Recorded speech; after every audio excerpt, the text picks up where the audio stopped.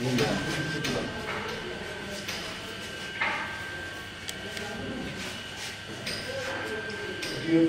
সংগঠন ত্রিপুরা রাজ্য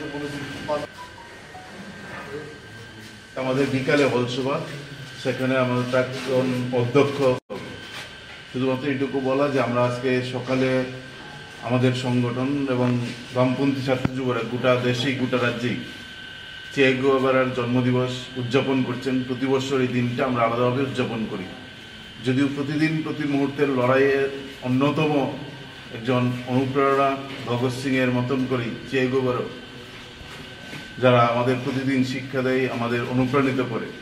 গোটা পৃথিবীব্যাপী লড়াইয়ের এক অন্যতম নায়ক হচ্ছেন চে গুয়েভারা। ছাত্র যুবদের কাছে নিশ্চিতভাবে একটা উৎসাহের জায়গা, একটা উৎসাহের নাম। যে একটা দেশে জন্মগ্রহণ করেছিলেন, আর্জেন্টিনায় বিভিন্ন দেশে বিপ্লব কাজে নিজেকে সামিল করেছিলেন, কিউবায় বিপ্লবের নেতৃত্ব দিয়েছিলেন ফিদেল কাস্ত্রো, রাহুল কাস্ত্রোর সঙ্গে রাষ্ট্রনায়কের মর্যাদা সেখানে পেয়েছিলেন। তারপরও নিপীড়িত মানুষ, যেখানে মুক্তিকামী মানুষ স্বাধীনতার স্বাদ পেতে চাই, বিপ্লব করতে চাই, সেখানে বারবার ছুটে গিয়েছেন সেই বিপ্লবী মানুষের কাছে গিয়ে বিপ্লবের নেতৃত্ব দেওয়ার মতন জায়গায় ভূমিকা গ্রহণ করেছিলেন। এবং বলিভিয়ায় গিয়ে সেখানে আমেরিকার সাম্রাজ্যবাদের দালালদের হাতে শেষ নিঃশ্বাস ত্যাগ করেন, গুলিতে মৃত্যুবরণ করেন। জীবনে ডাক্তার হতে গিয়ে সমাজের ডাক্তার হিসেবে বিপ্লবী হয়ে উঠেছিলেন। সেই চে গুয়েভারার জন্মদিন আমরা পালন করেছি।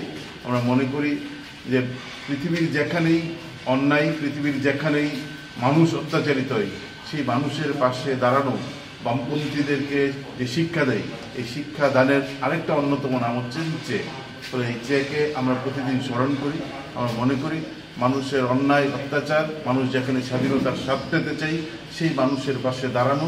পৃথিবীর যেখানেই মানুষের উপর অত্যাচার হয়, যেখানে নির্যাতিত মানুষ সেখানে শোষণ থেকে মুক্তি পেতে চাই, সেই শোষণের বিরুদ্ধে দাঁড়িয়ে মুক্তির যে লড়াই, এই লড়াইয়ে চে গুয়েভারা আমাদের পথ দেখায়।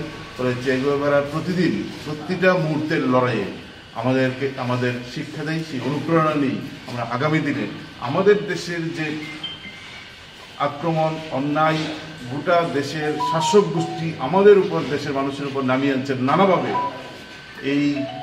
এর বিরুদ্ধেও মানুষকে সংগঠিত করা, যুবদের সংগঠিত করা, ছাত্রদের সংগঠিত করা এবং এই শোষণের বিরুদ্ধে, এই অত্যাচারের বিরুদ্ধে আরও বেশি তীব্র আন্দোলন গোটা দেশে তৈরি করার প্রশ্ন, আমাদের রাজ্যে তৈরি করার প্রশ্ন। চে গুয়েভারা আমাদের কাছে একটা অন্যতম নাম এবং এখান থেকেই জন্মদিনে আমরা শপথ নিতে চাই, দেশের শাসক যে অত্যাচার, অন্যায় গোটা দেশে সংগঠিত করছেন, আমাদের রাজ্যে যে অত্যাচার, অন্যায় সংগঠিত হচ্ছেন।